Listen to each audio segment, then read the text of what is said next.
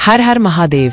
कहते हैं कि भगवान शिव के दरबार में अमीर गरीब, बड़ा छोटा, ज्ञानी अज्ञानी सब एक समान है। केवल भक्ति और सच्चे मन का मूल्य है। इसी सत्य को सिद्ध करने वाली एक घटना बहुत समय पहले उत्तर भारत के एक छोटे से गांव में घटी। उस गांव का नाम शिवपुर था, जो गंगा जी के किनारे बसा था। यहाँ के लोग खेती बाड़ी करते, पशु पालते और सावन के महीने में विशेष रूप से बाबा भोलेनाथ की पूजा करते। उसी गांव में एक गरीब लेकिन अत्यंत भोला आदमी रहता था, जिसका नाम गोपाल था। उसकी उम्र लगभग 35 वर्ष थी। शरीर दुबला पतला, कपड़े फटे पुराने, लेकिन आंखों में भगवान शिव के प्रति अटूट विश्वास। गोपाल का परिवार छोटा था, पत्नी पार्वती और 2 छोटे बच्चे। गरीबी इतनी थी कि कई दिन तो घर में चूल्हा तक नहीं जलता, परंतु गोपाल का विश्वास था कि जो कुछ भी होता है वह भोलेनाथ की इच्छा से होता है और उनका दिया हुआ ही है। हर सुबह वह गंगा किनारे जाकर लोटे में पानी भरता और पास के प्राचीन शिव मंदिर में जाकर शिवलिंग पर अर्पित करता। मंदिर का शिवलिंग बहुत पुराना था। कहा जाता था कि यह स्वयंभू है और यहाँ कई बार महादेव भक्तों को दर्शन भी दे चुके हैं। सावन का महीना था। पूरे गांव में कांवड़ यात्रा की तैयारियां चल रही थीं। दूर दूर से शिव भक्त गंगा जल लाने और बाबा पर चढ़ाने आते थे। गांव के लोग अपने घरों को सजाते, मंडप बनाते और रास्तों पर फूल बिछाते। गोपाल भी मन ही मन सोच रहा था कि वह भी इस बार कुछ विशेष करे ताकि भोलेनाथ प्रसन्न हो। लेकिन जेब में एक पैसा तक नहीं था।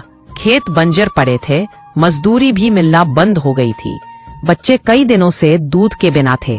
पत्नी पार्वती कहती, गोपाल अब बस करो, सुबह शाम बस मंदिर मंदिर करते रहते हो, बच्चों का भी ख्याल करो।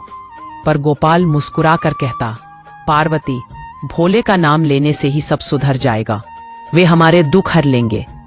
पार्वती भले नाराज होती, लेकिन मन ही मन जानती थी कि यही विश्वास उनके जीवन का सहारा है।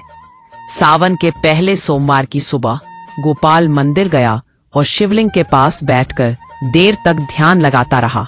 उसने मन में कहा, भोलेनाथ, मेरे पास आपको चढ़ाने के लिए फूल, दूध, भोग कुछ भी नहीं है, केवल यह गंगा जल है, इसे स्वीकार कीजिए। और उसने जल अर्पित कर दिया। तभी मंदिर के पुजारी ने आकर कहा, गोपाल, आज मंदिर में भव्य भंडारा होने वाला है। गांव के सेठ जी ने सब व्यवस्था की है, तुम भी आकर सेवा करो। गोपाल ने सेवा में मन लगा दिया। पूरे दिन वह भंडारे में आने वाले भक्तों के लिए पत्तल में भोजन परोसता रहा।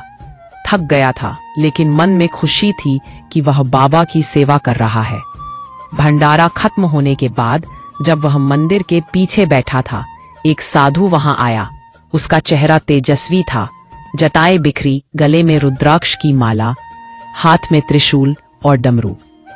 वह मुस्कुराते हुए बोला, बेटा, बहुत भूख लगी है, कुछ खाने को मिलेगा?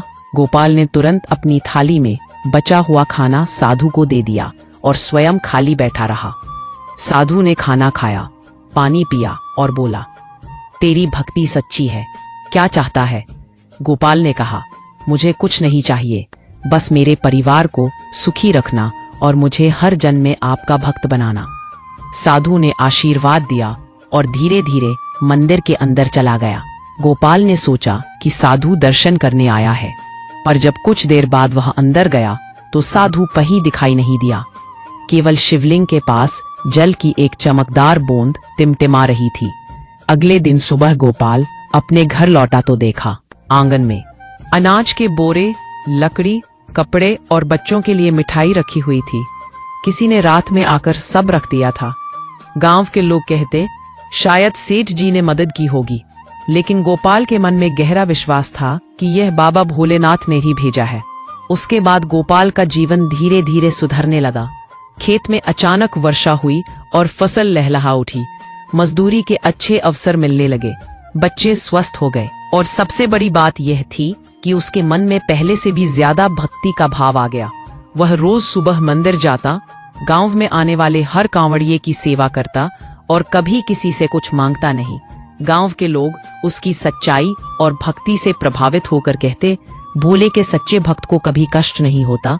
देखो, गोपाल इसका जीता जागता उदाहरण है। समय बीतता गया, गोपाल बूढ़ा हो गया।